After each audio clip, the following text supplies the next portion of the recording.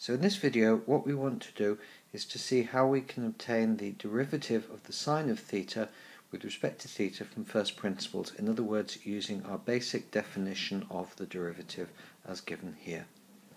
So what we have to do is we have to say that the derivative with respect to theta of the sine of theta is going to be given by the limit of as delta approaches 0, and then just as we have here, our function f is the sine function, so it is the sine of theta plus delta minus the sine of theta, all divided by delta.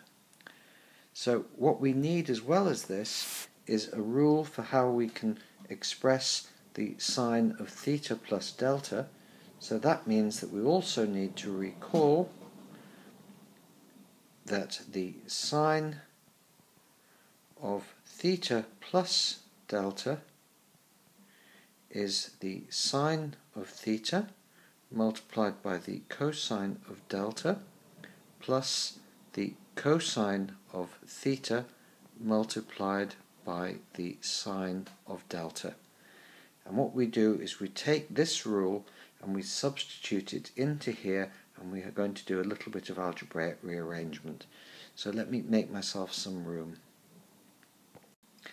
So what we're going to do now is substitute this formula into this equation here, and in that way what we're going to get for our derivative with respect to theta of the sine of theta is we are going to get the limit as delta approaches 0, all divided by delta from the bottom there, of, well, first of all I'm going to have the sine of theta multiplied by the cosine of delta, but if you look at the numerator here I've also got a minus sine of theta, so let me immediately open a bracket here and put minus 1. So that minus 1 term here times the sine of theta is this minus sine of theta here. And then I'm left with plus the cosine of theta times the sine of delta, so I write plus cos theta sine delta. So that's my expression. Now what I have here is I have a dependence upon theta multiplied by a dependence on delta, and I want to take the limit as delta goes to 0, and that will tell me in this expression for the derivative that I have a sine of theta multiplied by whatever this limit is going to be, plus the cosine of theta multiplied by the limit of sine of delta over delta. Neither of these limits is immediately obvious, so we're going to have to calculate them. But let me just make a bit more room and write this expression out more clearly.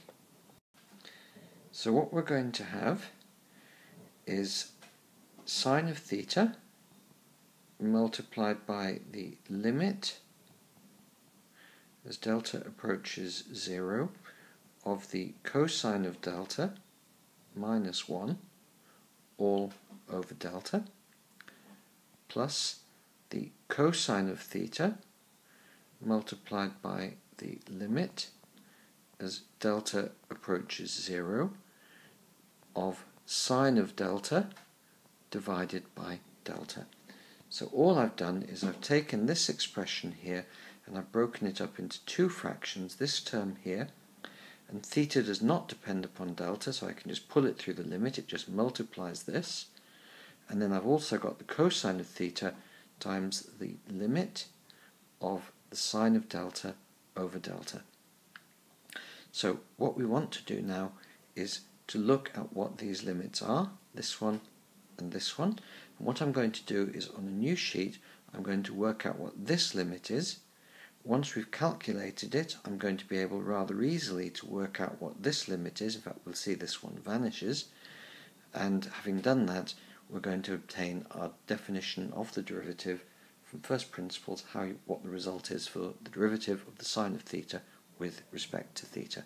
So I'll just make a little bit of room here, and then we can move on to the next slide. So we've seen that we need to calculate the limit as delta approaches 0 of the sine of delta divided by delta, and what we're going to do is calculate this geometrically, and I would like to emphasize that when we do this we have to use radians.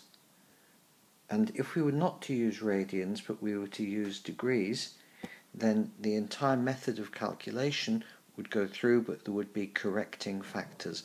So all of the rules that you probably know, the derivative of sine is cos, etc., these are all true if and only if you are using radians to measure your angles. So that's a very important thing to realize. So let me just now make some room, and then I'm going to draw a diagram so that we can geometrically calculate this result.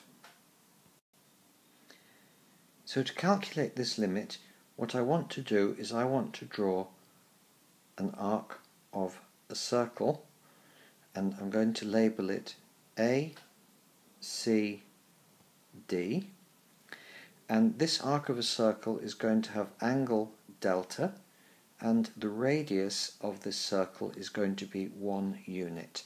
So I'm saying that AC is equal to 1 and AD is equal to 1. What I now want to do is I want to drop a perpendicular from D down here. So this is a right angle, and I'm going to label this point here B. So from looking at this triangle here, ABD, you can see that AB is equal to the cosine of delta, and BD, the height here, is equal to the sine of delta. So what I now want to do is I want to draw another arc of a circle, also centered at A, but of radius AB, in other words of radius the cosine of delta. It's going to have the same angle delta, so it's just going to go from here to here, and I'm going to label that point here E. So now what we do is we want to compare three different areas. We want to compare the area of the arc of the circle ABE, which is clearly less than or equal to the area of the triangle ABD, and we also want to look at the area of the arc of the circle ACD, which is clearly larger again. So this is the smallest, this is in the middle, and this is largest. So I can write a set of nested inequalities, and my inequalities are that the area ABE is less than or equal to the area ABD, which is less than or equal to the area ACD.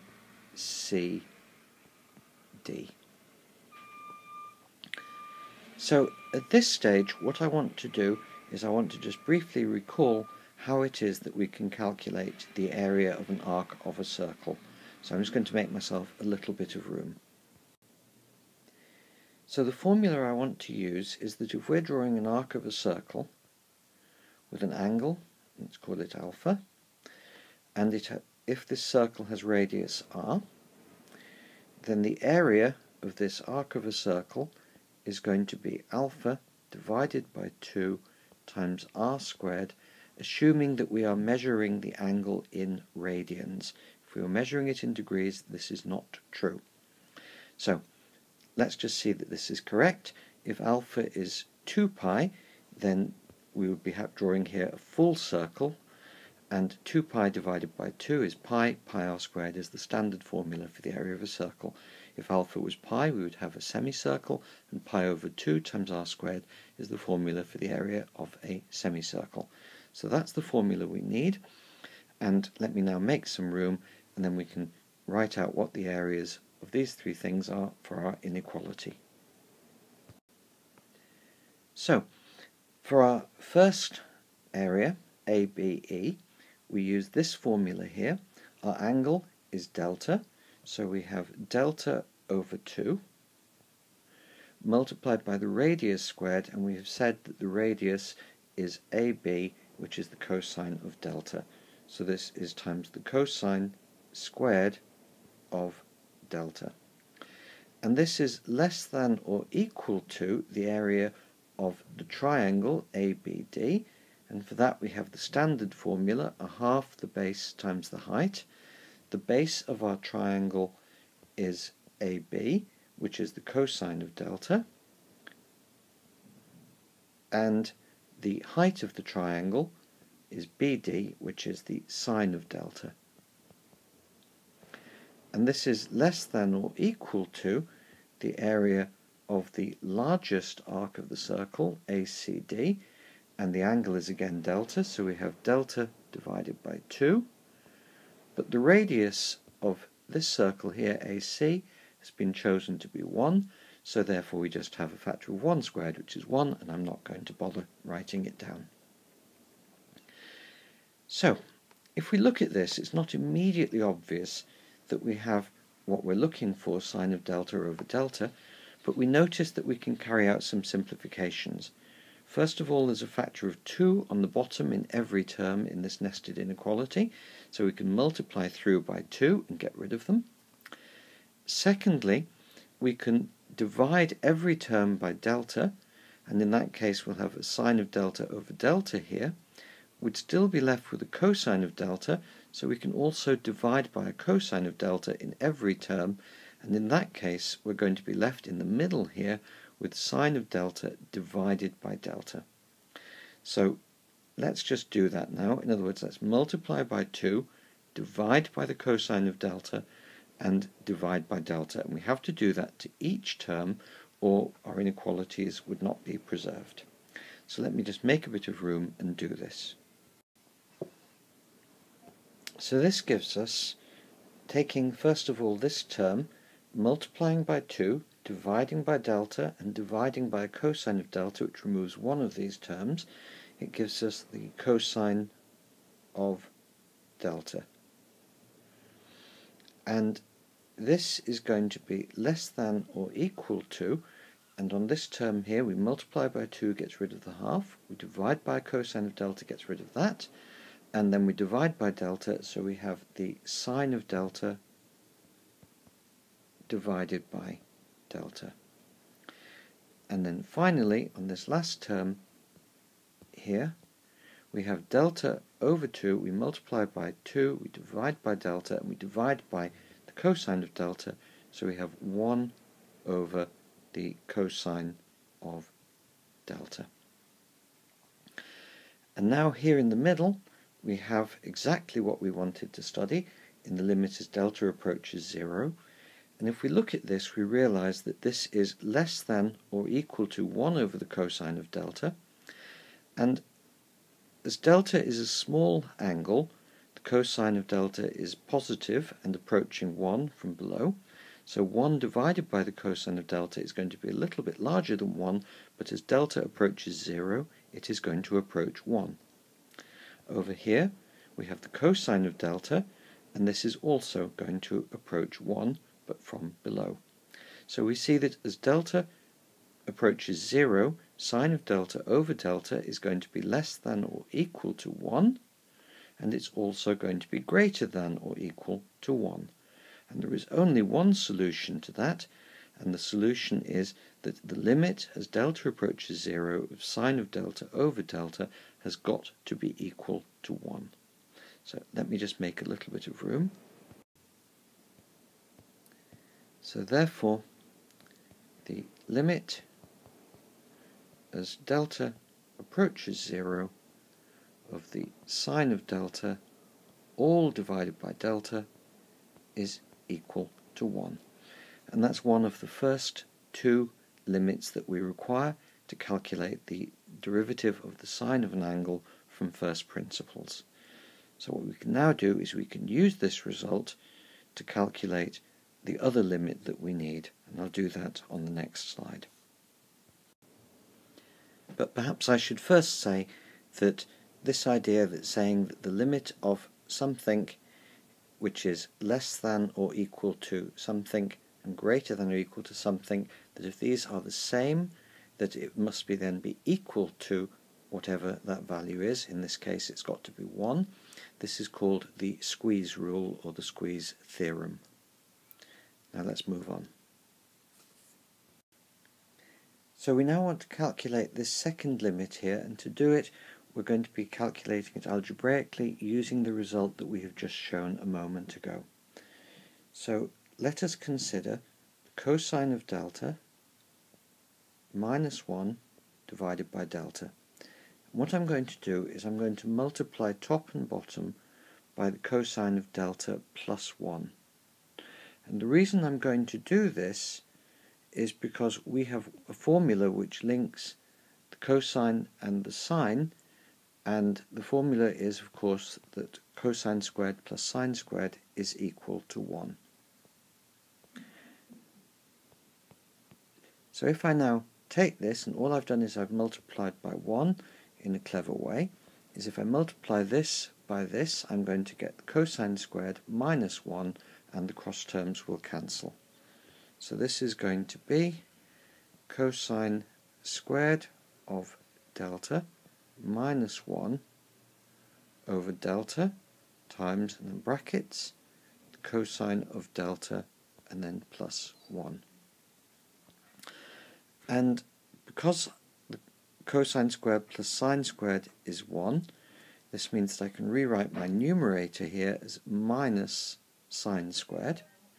So I can write this as minus, and now what I'm going to do is I'm going to write sine squared as sine of delta times sine of delta, which is fine, and on the bottom under this I'm going to write delta, and on the bottom here I'm going to write the cosine of delta plus 1.